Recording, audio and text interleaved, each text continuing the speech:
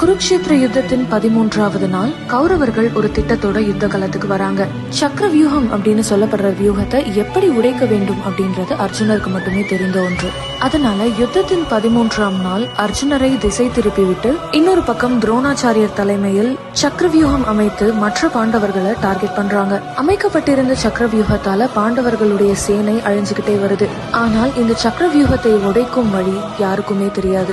பாண்டவர்களை பழிவாங்க சரியான சந்தர்ப்பம் கிடைத்தது என்று மகிழ்ந்து கொண்டிருந்த கௌரவர்களுக்காக காத்திருந்த மாபெரும் அதிர்ச்சி. பயம்னா என்னன்னே தெரியாத ஒரு 16 வயது சிறுவன், அர்ஜுனனின் மகன் அபிமன்யு.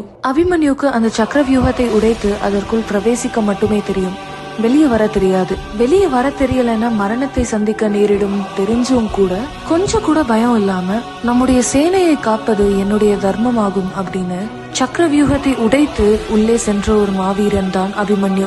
அபிமன்யுடைய சிந்தனை, செயலாற்றல், புத்தி கூர்மை இதெல்லாம் பார்த்து எல்லாருமே வியக்குறாங்க. இன்னும் சொல்ல போனா இந்த மகாபாரதத்துல மாவீரன் என்ற பெயர் கர்ணனுக்கோ அர்ஜுனனுக்கோ கிடையாது. அந்த பெருமை அபிமன்யுவையே சேரும்.